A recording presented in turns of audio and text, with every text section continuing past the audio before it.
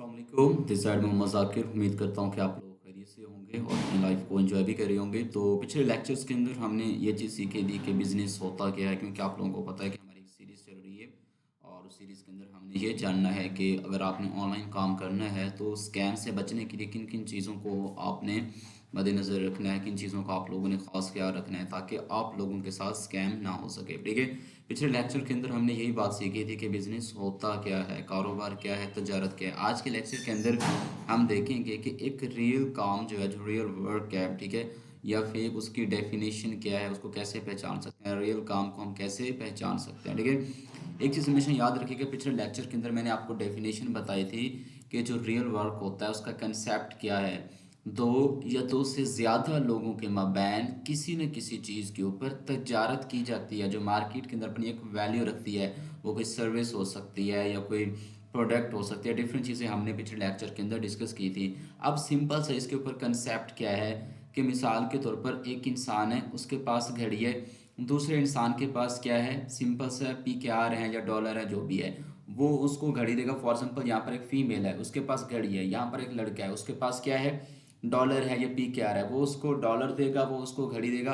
Transaction यहाँ पे complete हो गई, तजारत यहाँ पे कंप्लीट हो गई।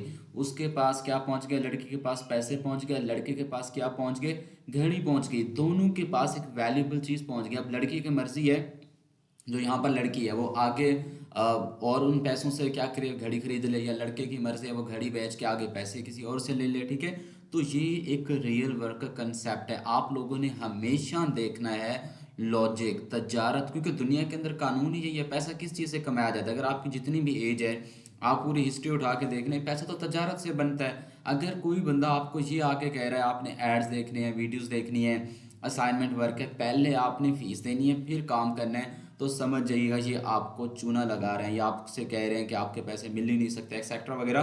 काफ़ी ऐसी चीज़ें होती हैं, तो आप लोगों ने इस पॉइंट के ऊपर रहना है। ठीक है, तो हमेशा याद रखें कि तजारत के अंदर जो चीज़ें होती हैं वो दो लोगों के मबैन किसी न किसी चीज़ के ऊपर तजारत की जाती है। वो बिजनेस है, कारोबार है, ठीक है, या तजारत है, ठीक है, जो भी वो एक ही चीज़ का नाम है। अगर आपको लोग कह रहे हैं जी हमारा डिसेंट्रलाइज सिस्टम है या सेंट्रलाइज सिस्टम है, ऐसे लोगों से बचना है। आपने लॉजिक देखना है। जैसे मार्केट के अंदर 500 का नोट असली भी है, 500 का नोट नकली भी है, 1000 का असली भी है, नकली भी है। आपने लॉजिक देखना है। जब तक आपको लॉजिक नज़र ना आए, उनका एजुकेशन सिस्टम नज़र ना आए, आप लोगों ने वहाँ पे काम नहीं करना।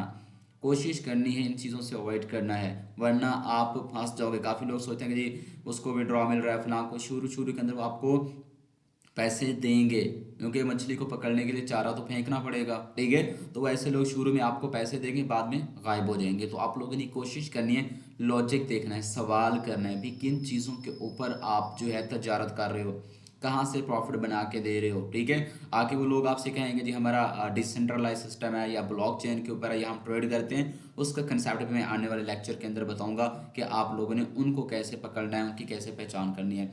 अगर आप यूट्यूब चैनल के ऊपर देख रहे हैं तो हमारे चैनल को सब्सक्राइब कर ले। अगर टिकटॉक के ऊपर हैं तो जो इसको फॉलो कर लें और इस वीडियो को आगे शेयर भी कर दें ताकि इन्फॉर्मेटिव वीडियो से उनको भी जो है फ़ायदा पहुंच सके। तो बाकी इंशाल्लाह मिलते हैं नेक्स्ट लेक्चर के अंदर। अपना बहुत सारा ख्याल रखिएगा। अस्सलाम वालेकुम, अल्लाह हाफिज़।